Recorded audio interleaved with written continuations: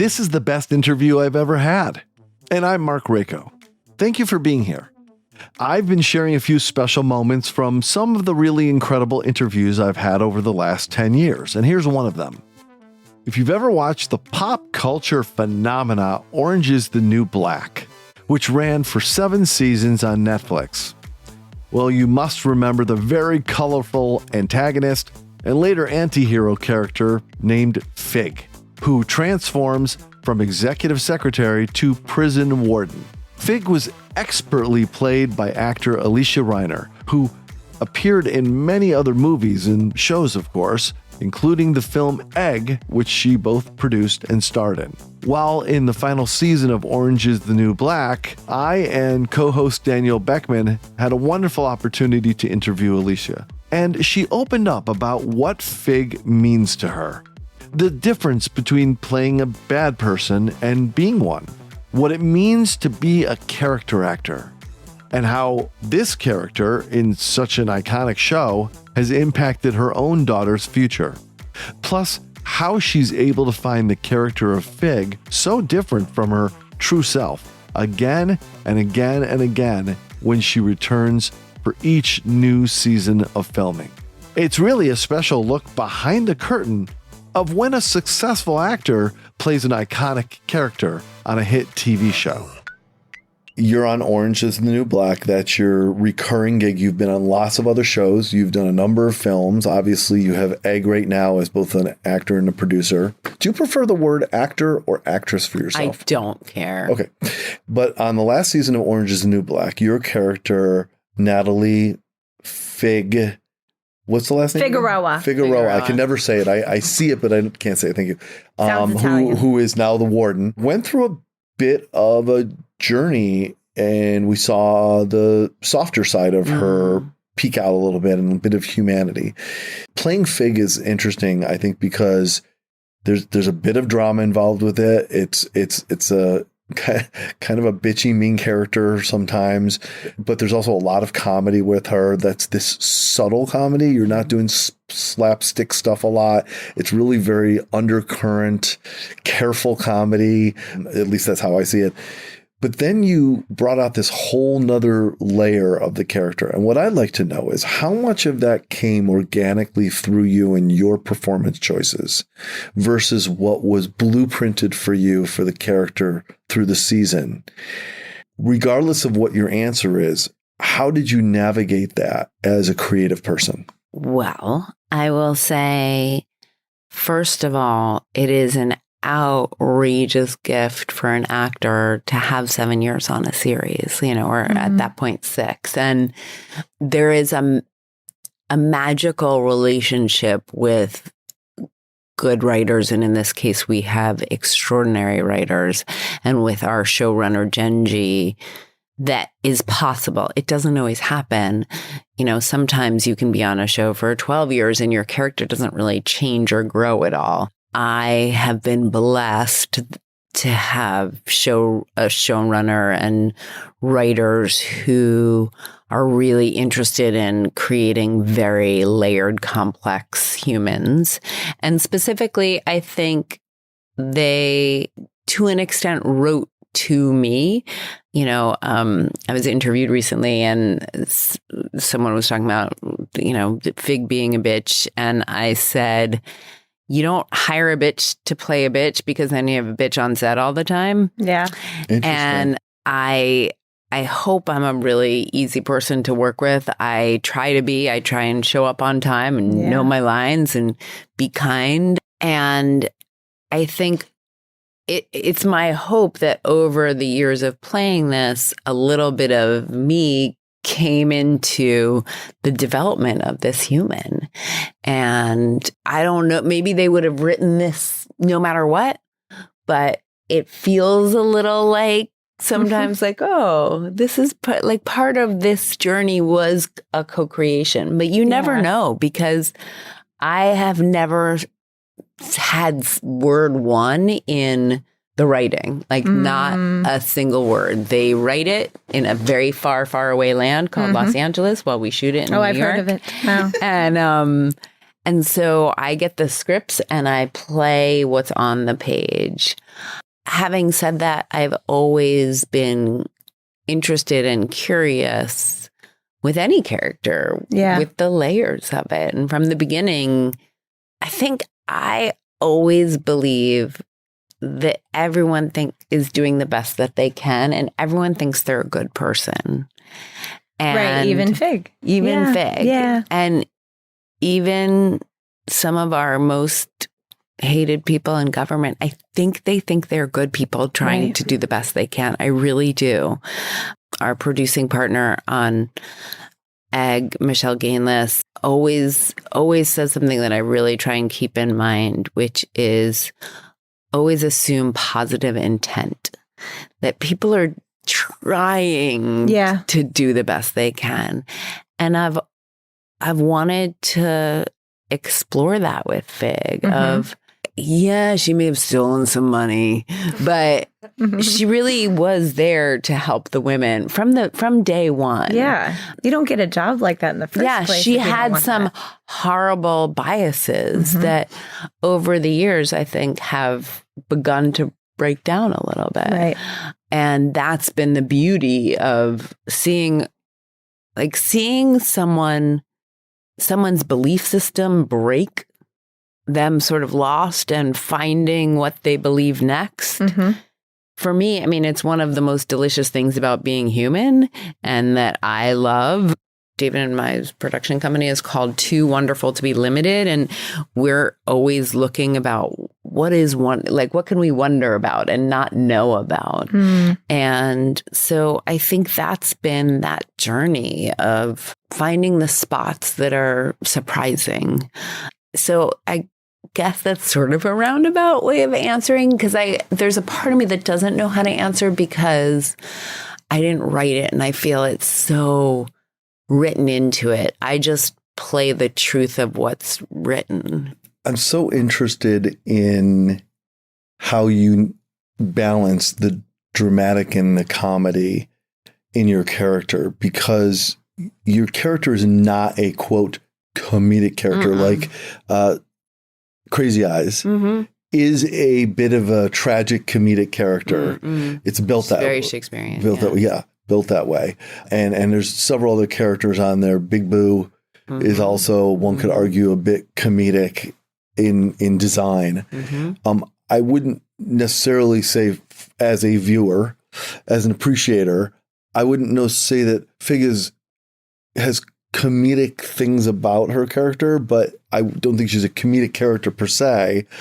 I'm interested if you see it differently than that, or how you navigate making sure that you stay true to what the purpose of the character is in the overall structure of the universe, while still lending opportunities for the character to be funny and perform it that way. Yeah. Is that a fair question? When I approach a character, I never think of them as funny or not funny. I just try and approach the truth of the situation. And some situations are a lot funnier than others.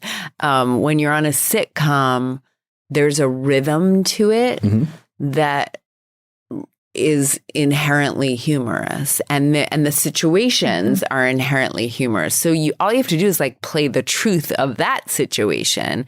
And I think, again, the writing on this show is so specifically hilarious and real all at the same time, in this very, very specific magical way that it is so specifically orange.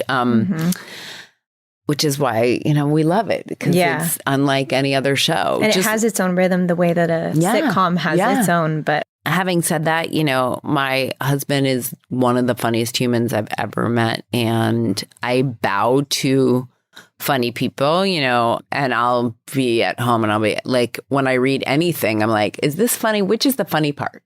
I really, he's my funny bone. He's my funny monitor. And I'm like, is this the funny part, or am I the straight man here? Or am I supposed to? And I don't I have a real, I guess, humility. I don't like to step on anyone else's jokes. I think knowing when you're the setup is so important. I get really annoyed with actors. I don't think I've ever worked with any on Orange, actually, but I get really annoyed with actors who it's really clear in a scene, like, oh, they're the setup, and they try and be the main course, or they try and steal the laugh. They're not being generous and not serving the scene. Serve the scene. So I try and just, as I learn my lines, it's first of all always starts with character and the moment and how am I here to serve this story, and then like looking at the arc of the scene and what is the scene about and finding the journey of the scene. You'll see in this season there are a few more broadly comic moments, which are fun, and there's some really, really heartbreaking moments. So it's been really fun. I will say Natasha Lyonne, who is on the show, is one of the funniest humans I've ever, she just is hilarious. And funny people like that, and I know a lot of them, certain comedians intimidate the shit out of me. And I have known her for so many years, and I still in her presence, I just feel so stupid and not funny. And and I'm and she directed an episode recently, and I'm just I don't know what I'm doing. What am I I was so insecure the entire episode. I was she thinks I'm so stupid. I'm so stupid. Certain funny people can make me deeply insecure. Playing the same character for 7 years, now in your 7th year, but you've done other projects along the way, obviously, such as Egg. Yeah. How is it for you refinding that character every season? Because a lot of people don't realize you may only shoot for a few months and then you're not shooting for a period of time, or it could be weeks or sometimes months in between when you're shooting because you do a cluster of shooting. You're not in several episodes and then you're back for a few episodes or whatever. So how is it for you finding the same character and then taking months off, and then coming back to the same character after, by the way, diving into another character and immersing yourself and then coming back? There's a Laurence Olivier quality to it that I was always an inside out actor as opposed to an outside in character, meaning, for those of you who don't know, I was never oh, you put on the wig and then you become that character. You put on the nose and then you become that. You have the walk. And that's a very British style of exactly. training. I was always inside out. Having said that, I have a lot of tools in my toolkit, be it an animal, each character has different things, a voice, an animal. You go to that thing and it returns, the memory is there. And, Fig has a very specific voice that I created early on that I sort of remember creating, but it's very intuitive. My method is, quote unquote, with big fucking quotes, is very intuitive, and I don't give it a lot of thought. It comes together. But I say all that to say, in reference to your specific question, I get back on set and they put the hair on me, and Fig has these stripy long extensions, and they put the makeup on me, and it's some heavy ass makeup, and the jewelry, and the brilliant hair, and the brilliant makeup, and the brilliant costumes that are so Figalicious. Hashtag Angel, Figalicious. Angel, our hair designer, is she'll put the hair on, she'll be like, oh, Fig is back. There's Figalicious.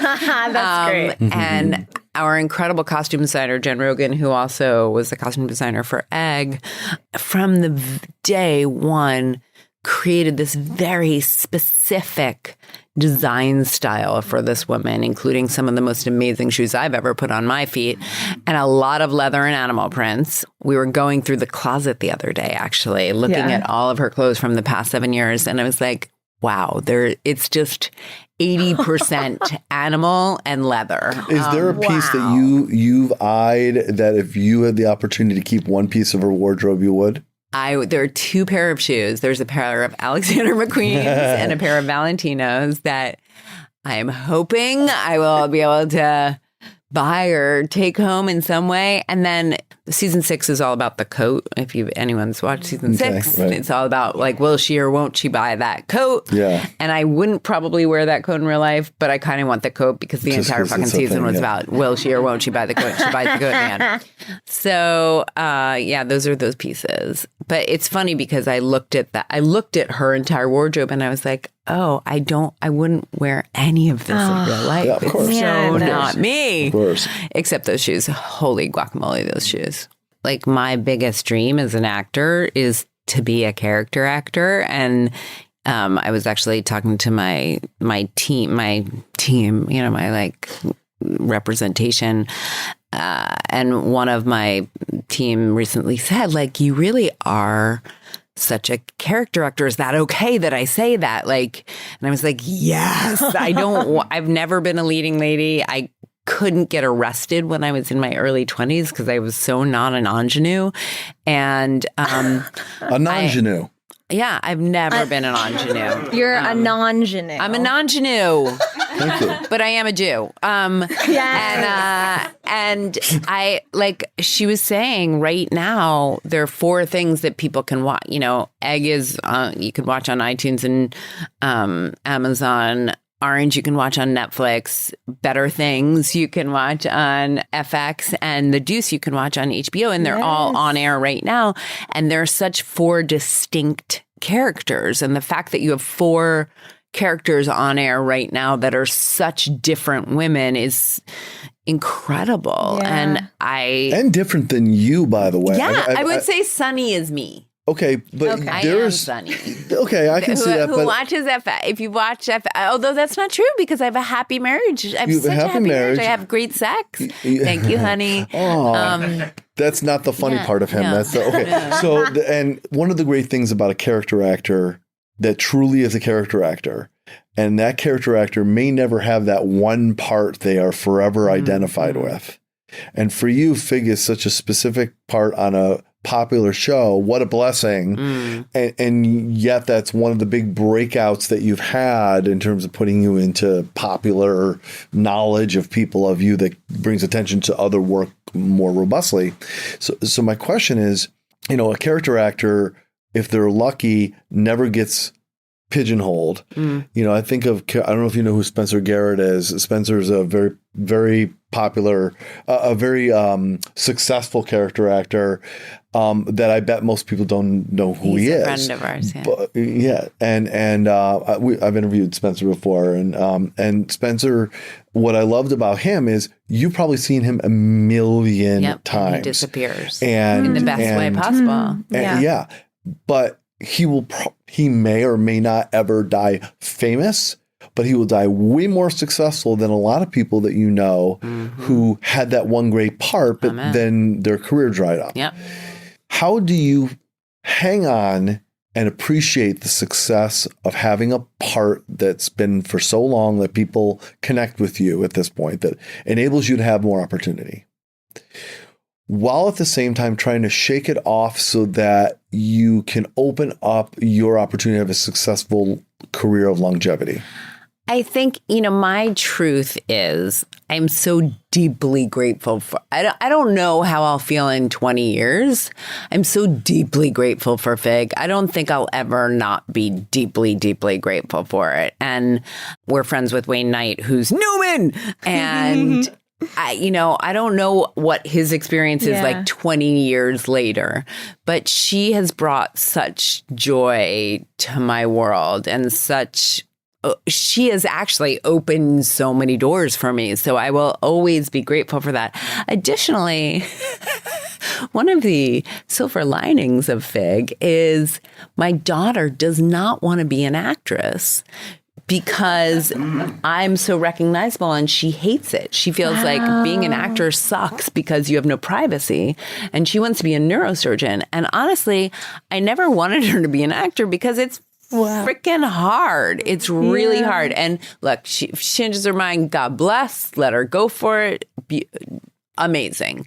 But I love that she like she's been turned off by that notoriety. And that's been like this silver lining blessing of this role. Yeah. I think for me, that one of the reasons I produce is to have ownership. That makes sense. I don't feel tied to this character. And I really started producing robustly during this project when I was like, wow, I have this moment.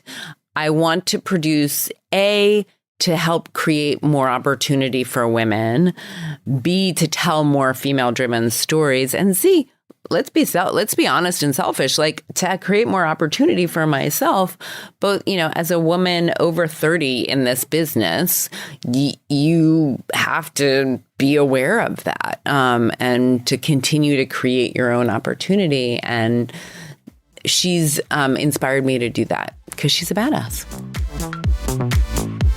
I'll be back soon with another memorable interview moment. So please be sure and subscribe on Apple Podcasts, Google Podcasts, Spotify, or anywhere you find your best podcasts, so you get every moment. And you can follow the show on Instagram and Facebook at Best Interview Pod and on X at Listen Subscribe.